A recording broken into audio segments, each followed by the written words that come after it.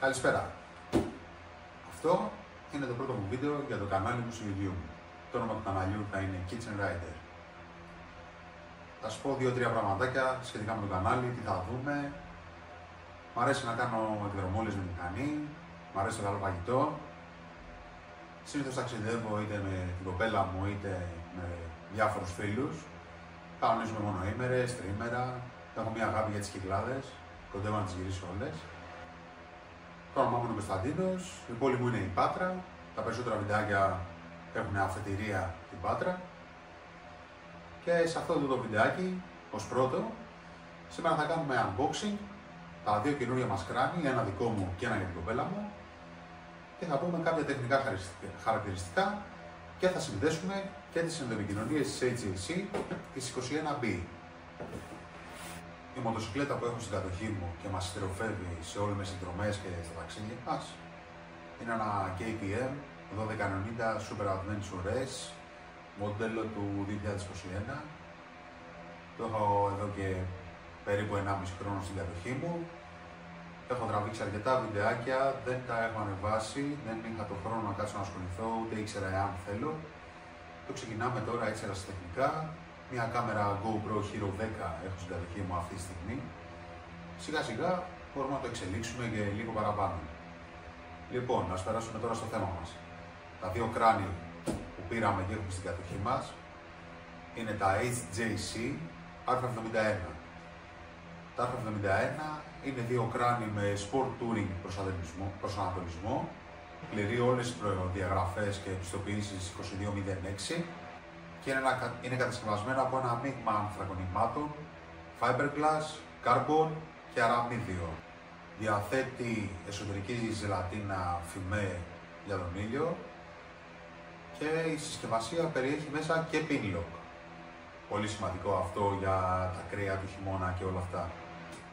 Το δικό μου το κράνος είναι το Kozad μοντέλο και της κοπέλας είναι το Happel. Λοιπόν, μην χρονοτριβούμε, πάμε να δούμε τα δύο καινούργια μας κράνη. Αυτά λοιπόν είναι τα νέα μας κράνη. Εδώ έχουμε πάρει σκουφάκι, γιατί κρίμα είναι όλος ο υδρότας να απορροφάται από τις εσωτερικές επενδύσεις του κράνους. Ξέχασα προηγουμένως να αναφέρω ότι τα κράνη διαθέτουν σύστημα κλειδώματος Double D-Ring, το οποίο είναι το πιο ασφαλές. Πάμε τώρα να σας δείξω λίγο πιο κοντά, λίγο πιο ωραία, τα δύο νέα μας κράνη και αυτούς τους δύο φανταστικούς χρωματισμούς της HJC. Αυτό εδώ είναι το μοντέλο Kozad. Βλέπουμε έχει μια φοβερή ποιότητα κατασκευής στους αεραγωγούς, έχει δύο απαγωγούς για να φεύγει ο αέρας ώστε να δροσιζόμαστε. Έχει κλειδώνει ζελατίνα για να μην ανοίγει από τον αέρα. Πάρα πολύ καλό σύστημα. Εδώ είναι η υποδοχή για την ενδοεπικοινωνία της HJC και εδώ από κάτω είναι η εσωτερική φημέ ζελατίνα, η οποία βλέπουμε κατεβαίνει τελείως κάτω, ίσα ίσα χωράει εδώ ένα δάχτυλο και έχουμε ένα πολύ μεγάλο οπτικό πεδίο. Να σας αναφέρω το προηγούμενο μου κράνος ήταν το NXR2 της SOEI, ένα best seller κράνος και αυτό, αλλά επέλεξα να το αλλάξω και να πάω σε κάτι Sport Touring, διότι το SOEI ήταν ένα κράνος πιο super sport προσανατολισμού, που εμένα προσωπικά δεν με βόλευε ιδιαίτερα πάνω στο KTM. Εδώ βλέπουμε το μοντέλο Happel, που είναι της κοπέλας μου. Πραγματικά εκπληκτικό κράνος.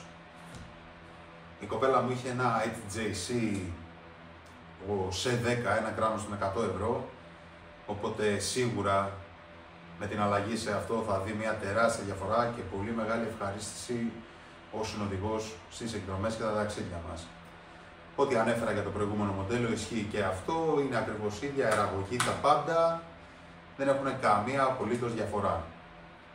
Πάμε τώρα λοιπόν, δεν το έχω ξανακάνει κι εγώ, πρώτη φορά θα το κάνω, να βάλουμε τις ενδοεπικοινωνίες της HJC πάνω στα συγκεκριμένα κράνη.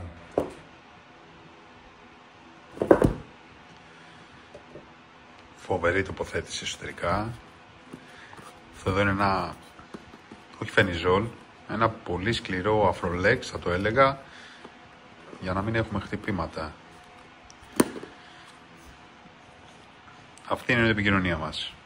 Πάμε να προχωρήσουμε στην εγκατάσταση. Τι περιέχει μέσα και μακρύ μικρόφωνο, άμα έχεις κάποιο κράνος ανοιγόμενο ή jet της AJC, το μικρόφωνο που είναι για τα full face κράνη, ανταλλακτικά, φορτιστή και το ειδικό κλειδάκι για την μπαταρία που μπαίνει στο πίσω μέρος του κράνους.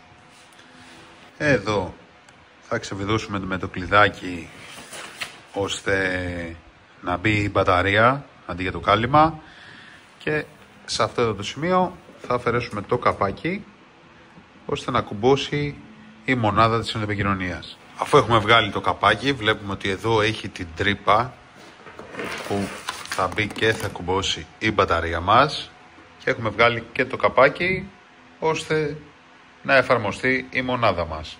Έχουμε κουμπώσει την μπαταρία, έχουμε εγκαταστήσει τη μονάδα. Τώρα πάμε για να συνδέσουμε τα ακουστικά στις ειδικές θέσεις τις οποίες έχει ήδη το κράνος. Πραγματικά έχω πάθει πλάκα με το πόση έμφαση στη λεπτομέρεια έχουν δώσει όσο αφορά την επικοινωνία.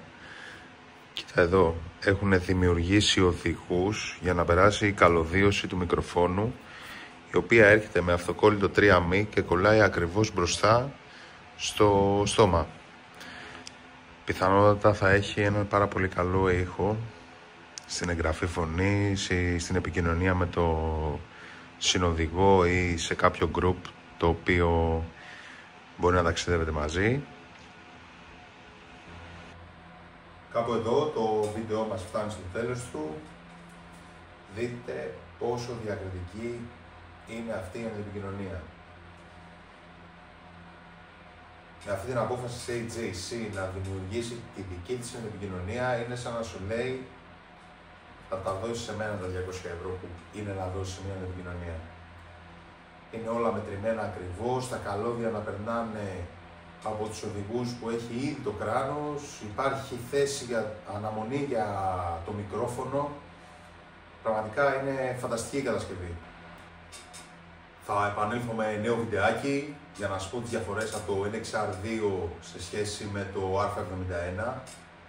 Ελπίζω η απόφαση να αλλάξω το best seller της OA και να καταλήξω στο AJC R571 να είναι μια πολύ σωστή απόφαση για εμένα και να μην τη μετανιώσω. Σας ευχαριστώ πάρα πολύ για τον χρόνο σας. Να είστε όλοι καλά.